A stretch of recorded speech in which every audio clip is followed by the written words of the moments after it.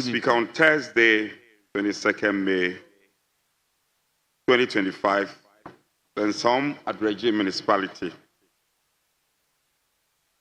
was hit with a tragic and regrettable incident which resulted in the death of one resident of the Adoagyiri township and left others injured.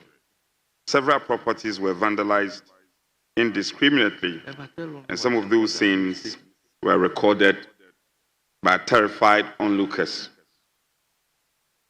Because as the Member of Parliament for the constituency, I had the opportunity to inquire from community leaders shortly after the news broke to seek adequate urgent intervention from our state security agencies, having hindsight of the extent to which such disturbances could go if not strategically neutralized.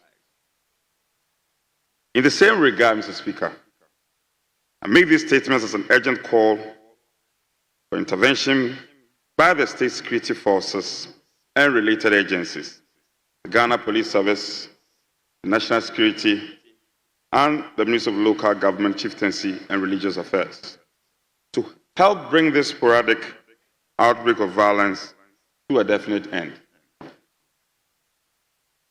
The statement is also a preliminary address on the matter, particularly because many videos have circulated in the media that depict a gruesome atmosphere in Nsawam-Adoagyiri, an area which is typically bustling with traders and many road users who frequent the place.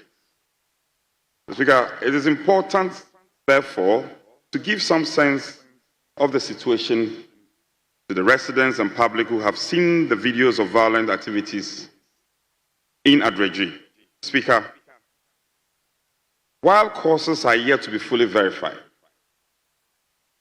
it is known from prevailing narratives that two groups of people believed to be affiliated to the Adoagyiri community and the Adoagyiri Zongo community were actors in the incident that left the entire township in a state of apprehension.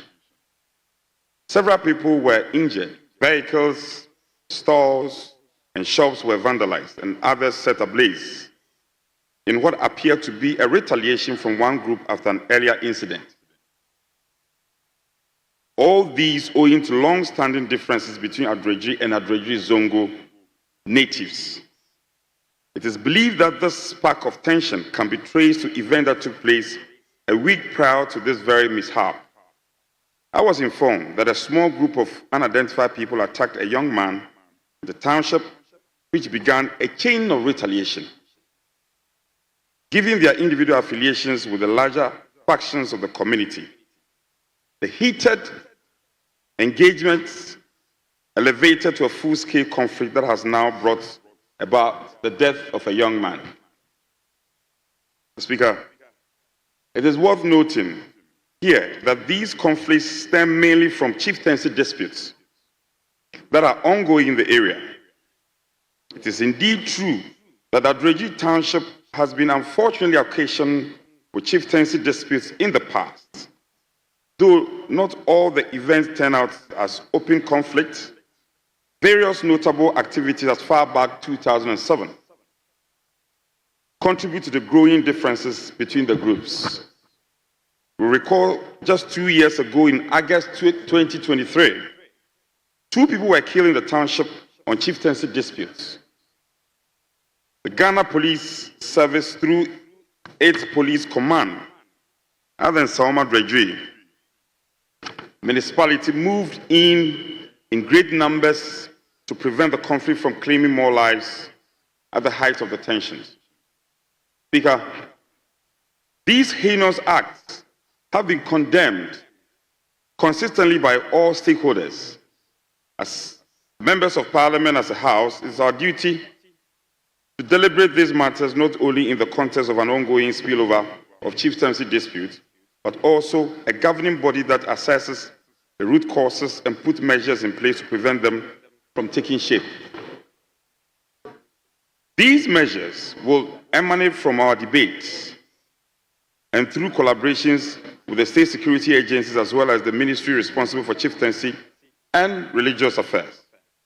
We should therefore prioritize the debates and brainstorm ways which will be best suited to address the area-specific chieftaincy dispute that affect this in many other towns across the country. Mr. Speaker, permit me to acknowledge the efforts of the Eastern South Regional Police Command, DCOP Ohini Bwedi, and the Police Divisional Command Superintendent Stephen Apia for their swift responses to the incident. The collaboration between their uniformed officers and residents were critical in salvaging the chaos to a great extent. Speaker, indeed, we saw heavy deployment of police officers leading to the arrest of many suspects involved in this incident that took place last week. Again, Mr. Speaker, with the swift intervention of the Minister for Interior, Honorable Mohammed Mubarak Muntaka, who doubles as the head of national security, coordinated strategies were employed to deal with the violence in a timely manner. The people of Nsawam-Adoagyiri are indeed grateful. Speaker, nonetheless, this is work in progress. Our concerns are still rooted in the need to take hold of these disturbances even before they spiral out of control. The call for an enhanced security architecture, including a broader collaboration with the national security, who obtain and act on intelligence, is critical now more than ever.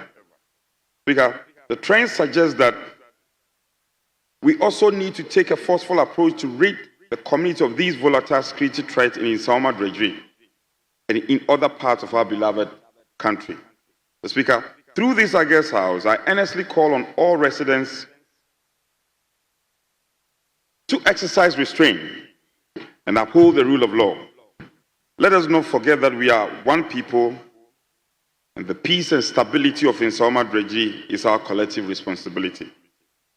We remain committed to working with all stakeholders to first ensure the safety of people, to bring justice for losses suffered, to foster reconciliation, and to create a system for long-term peace.